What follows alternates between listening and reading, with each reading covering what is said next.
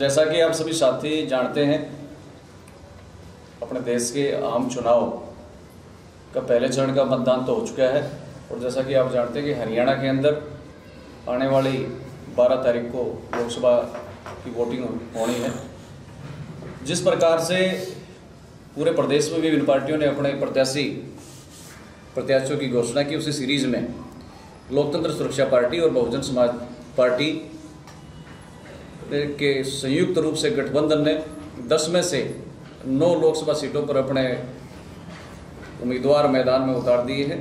और इसी श्रृंखला में परसों सोनीपत के अंदर प्रेस वार्ता करके सोनीपत लोकसभा क्षेत्र से दोनों पार्टियों का संयुक्त उम्मीदवार राजबाला सैनी जी के रूप में यहाँ से उम्मीदवार हमने घोषित किया है और उन्हीं के लिए आगे इलेक्शन की जो लोकसभा चुनाव की प्रक्रिया के लिए जो प्लानिंग करनी है, उसी के तहत आज इस मीटिंग का हमने यहाँ पर आयोजन किया है। जी, सबसे पहले तो आपने किस कैंडिडेट को सोनीपत लोकसभा से उतारा है, थोड़ा उसके विषय में बताइए। हमारी लोकतंत्र सुरक्षा पार्टी और बहुजन समाज पार्टी गठबंधन के रूप में संयुक्त हमारा उम्मीदवार राजबाला सैनी जी के रूप में यहाँ से हमने उतारा है और सोनीपत लोकसभा की जो सीट है वो लोकतंत्र सुरक्षा पार्टी के खाते में है, तो लोकतंत्र सुरक्षा पार्टी का उम्मीदवार राजबाला सैनी जी के रूप में हमने उतारा है।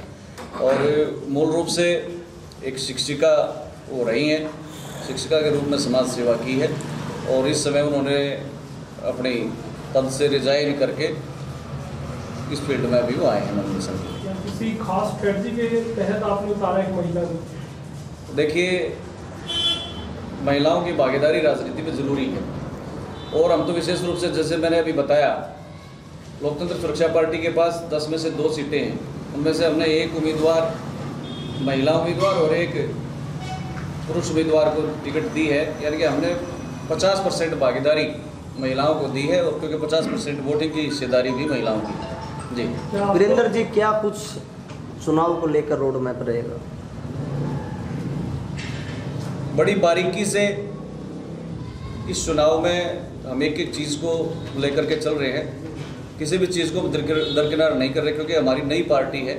हालांकि बीएसपी एक राष्ट्रीय पार्टी है, लेकिन उसके बावजूद लोकतंत्र सुरक्षा पार्टी हरियाणा में जो अपना स्थान बनाने जा रही है, तो एक नई पार्टी के रूप में हमारा एक बड़ा चुनाव हम कहें तो ये पहला बड़ा चुनाव है जिसके अंदर हम एक एक चीज़ को बड़े महत्वपूर्ण ढंग से हम देख रहे हैं और उसी प्रॉपर प्लानिंग से हम इस चुनाव में, लोकसभा चुनाव में उतरने जा रहे हैं। क्या आपको नहीं लगता कि जो दूसरी पार्टियों के जो होंगे उम्मीदवार, जैसे बीजेपी से रमेश कौशिक है जी, काफ़ी लंबा चौड़ा उनका बैकग्राउंड पॉलिटिकल रहा है, तजुर्बेकार भी जी, उनके मुकाबले आपका जो कैंडिडेट है वो अभी फ्रेश है, नया है, क्या कहीं आपको वो थोड़ा सा बोला नहीं दिखता है दूसरे उम्मीदवारों के साथ? यशपाल जी, हमारी पार्टी के उम्मीदवारों की खासियत ही यही है कि पूरे प्रदेश के अंदर हमने जो 9 कैंडिडेट उम्मीदवार भी घोषित किए हैं, सारे के सारे युवा हैं, शिक्षित हैं, भले ही राजनीतिक अनुभव नहीं रहा हो, लेकिन जोश की किसी प्रकार से कमी नहीं है। जिस प्रकार से आपने कुछ नाम लिए,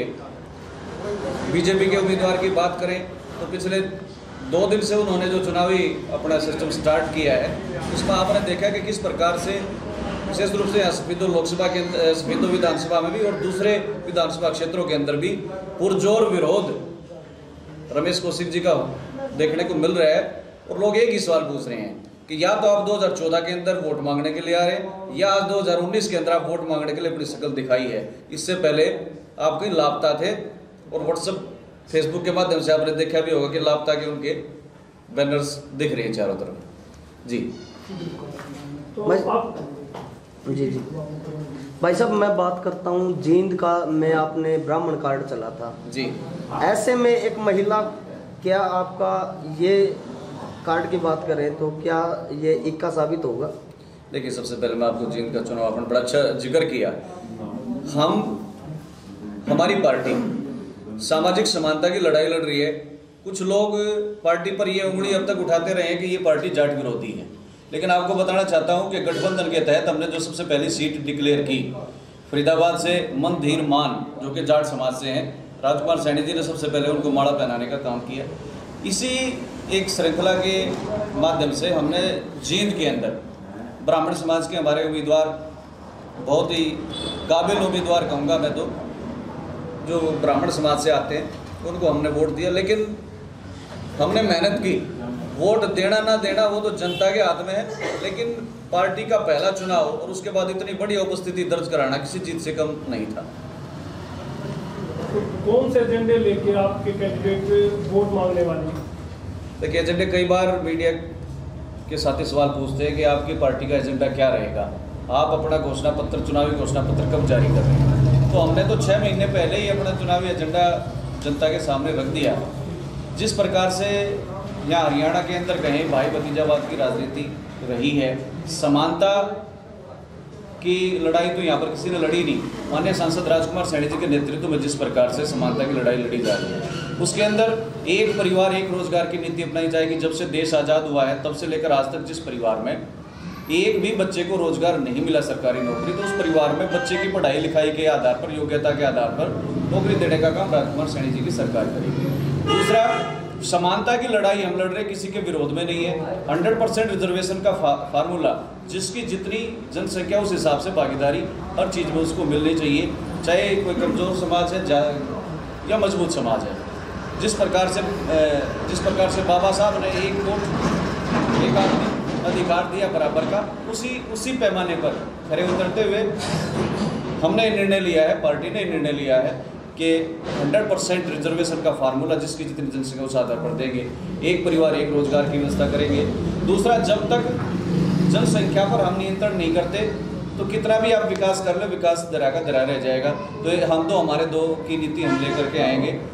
महिलाएं, जिस प्रकार से जो कर्मचारी सरकारी कर्मचारी हैं, सरकारी कर्मचारी आजीवन सरकार में सेवाएं देते हैं, उसके बाद उनकी पेंशन की व्यवस्था की जाती है। लेकिन जिस प्रकार से हमारे बुजुर्ग हैं, महिलाएं हैं, बुजुर्ग हैं, भले ही सरकारी नौकरी नहीं कर रहे, लेकिन देश हित में, देश के निर्माण में, प्रदेश के निर्माण में बहुत बड़ा योगदान उनका भी रहा है, उसको नकार नहीं सकते। तो 5,000 रुपये बुढ़ापा पेंशन की जाएगी। इसके अलावा जिन साथियों को हम रोजगार नहीं दे पाएंगे, एक परिवार एक रोजगार के तहत जब तक 10,000 रुपये बेरोजगारी भत्ता मासिक व्यवस्था की जाएगी, एक परिवार में एक बच्चे के लिए। जी, सफीसो हल्के की अगर बात की जाए तो क्या रोड मैप है आपके उम्मीदवार? चुनाव अभी, वोटिंग भी अभी दूर है और रिजल्ट भी अभी दूर है, लेकिन इतना जरूर आश्वस्त हूँ मैं सफीदों विधानसभा से कि 9 की 9 विधानसभा में से सफीदों में सबसे ज़्यादा मार्जिन के साथ हम अपने उम्मीदवार को यहाँ से जिता करके भेजेंगे। भाई साहब, लोकसभा सोनीपत की बात करी जाए, 15.5 लाख वोटर्स हैं जी। कितना आपके कैंडिडेट की बात करी जाए तो कितने वोट आपके खाते में रहते? अगर सही को तो आपने 15.5 लाख कह दो, आज हम 15.5 पर अपनी उम्मीदवारी कर रहे हैं, हम 15.5 में ही लेंगे सारे के सारे। आज हम कैसे कह सकते हैं कितने, तो हम तो 15.5 पे दावेदारी पेश करेंगे, सबसे ज़्यादा लेंगे जी। बात करी जाए नेशनल पार्टियों की, नेशनल पार्टियों में BCA जो जिसका लगभग पूरे, अगर जनसंख्या की बात करूं, पूरे वोटर्स की बात करूं तो लगभग 33% हिस्सा आता है BCA का। बड़ी पार्टियों ने उनको, एक भी पार्टी ने उनको टिकट नहीं दिया। ऐसे में क्या करूँ, कितना फायदा LSP और BSP को मिलने वाला है? यही दुर्भाग्य इस देश का है, यही दुर्भाग्य BCA का है जिसकी बात आपने की। राष्ट्रीय पार्टियां ढिंडोरे पीटती हैं कि हम जन कल्याण के लिए कार्य कर रही है। आपने देखा किसी भी पार्टी ने अब तक मूल OBC, जिसको BCA कहते हैं, उसको टिकट अब तक दी नहीं, जबकि हमारी पार्टी ने BCA के साथियों को भी टिकट दिया। जो छोटी छोटी जातियां हैं उनको उनका हिस्सा सुनिश्चित किया। रोहतक जैसे सीट से किशन लाल पांचाल जी को हमने, जैसे एक थोड़े से समाज से लोग आते हैं, तो उनको भी टिकट देने का काम किया। तो BSP और LSP पार्टी की जो लड़ाई है वो सामाजिक समानता की और राजनीतिक भागीदारी की, हिस्सेदारी की लड़ाई है। क्या बीजेपी ने जैसे ब्राह्मण वोट को ध्यान में रख के अपने कैंडिडेट को उतारा जी, तो LSP ने भी क्या सैनी वोट को साधने के लिए इस कैंडिडेट को उतारा? देखिए, जहाँ तक बीजेपी की बात है, बीजेपी का जो एक हवा था वो खत्म हो चुका है। बीजेपी ने जिस प्रकार से एक ड्रामा क्रिएट करके, एयर स्ट्राइक करके, जबकि इंटरनेशनल मीडिया, पाकिस्तानी मीडिया और या हिंदुस्तान से भी लोग कह रहे हैं वहाँ पर कुछ नहीं हुआ, किसी प्रकार का पूरा एक ड्रामा, एक एपिसोड था, वो पूरा का पूरा साफ हो चुका है लोगों के अंदर से। और जिस प्रकार से बरगलाने का इस देश की जनता को काम बीजेपी सरकार ने किया, 24 घंटे बिजली देने का वायदा लेकर के सरकार आई, 15 लाख रुपए हर अकाउंट में पैसे आएगा वायदा करके सरकार आई, धारा 370 खत्म करेंगे, आज तक नहीं। मतलब हम किस बात पे मोदी जी को वोट दें? जनता के जहन में आज ये सवाल है। बुद्धिजीवी आदमी इस बात पर विचार कर रहा है। 2014 में जो कमिटमेंट, जो वायदा मोदी जी ने किया था, धारा 370 करेंगे, राम मंदिर बनाएंगे, काला धन लेकर के आएंगे, जनता को, पूरे देश की जनता को लाइनों में लगा दिया।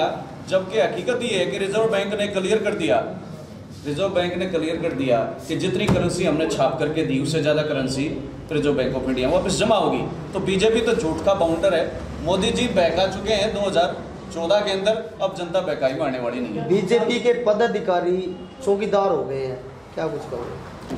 जहाँ तक चौकीदार की बात है, हम और आप यहाँ जितने बैठे हैं ज़्यादातर आदमी, मेरे ख्याल में आपने किसी ने, क्योंकि हम आम आदमी हैं, गरीब आदमी, हमने अपने घर में मेरे ख्याल में किसी ने चौकीदार नहीं रखा।